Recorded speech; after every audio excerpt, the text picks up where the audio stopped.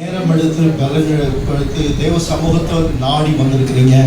கர்த்தர் தம்முடைய தேடுகளுக்கு ஒரு நன்மை குறைவிடாது. இந்த முகாம் அரேஞ்ச் பண்ணப்பட்டதுக்கு ஒரு முகாந்திரம் இருக்கிறது. அந்த முகாந்திரத்தை கர்த்தர் நிறைவேற்றுவார். நாங்கள் எல்லாருக்கும் பார்க்கும்போது சந்தோஷம், பாஸ்டமாவில் பார்க்குற சந்தோஷம், இதுபோல் செக்ஷனில் இருக்கிற எல்லாரையும் பார்க்குற சந்தோஷம்.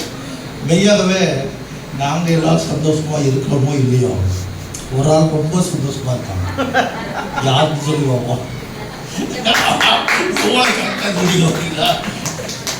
கரவங்குடி பாஸ்டமாக ரொம்ப சந்தோஷமாக இருக்காங்க. காரணம் என்னென்னா, அவங்க வளர்ந்த இடமும் பாஸ்டமாக வளர்ந்த ஒரே குடும்பமாக அவர் தேவ சமூகத்தில் வளர்ந்துருக்கிறாங்க.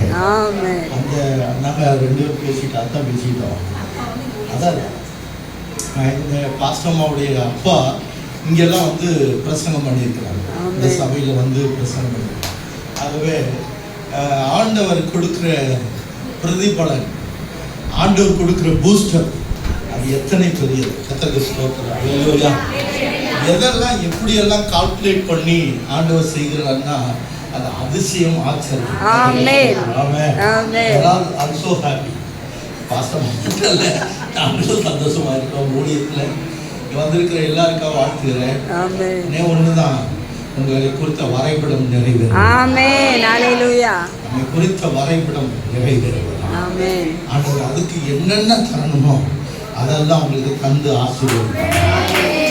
நமக்கு மனசில் இருக்கிற ஒன்று தான், நம்மை குறித்து வைத்திருக்கிற திட்டம் 1000 தலைமுறைக்கு நாம் வச்சுட்டு போறோம். அதுக்கு ஆண்டவர்களை ஆசீர்வதிப்பார். மண்டலத்தில், புதுக்கோட்டை மண்டலத்தில் பல சபைகளிலிருந்து வந்திருக்கிறீங்க. கர்த்தர் உங்களை அப்படி ஆசீர்வதிக்க நான் வாழ்த்துகிறேன். அந்த 1000 தலைமுறைக்கு நல்ல ஆதாரங்களை வைத்து விட்டு போக கர்த்தர் கிருபை தருவாராக. ஆமென்.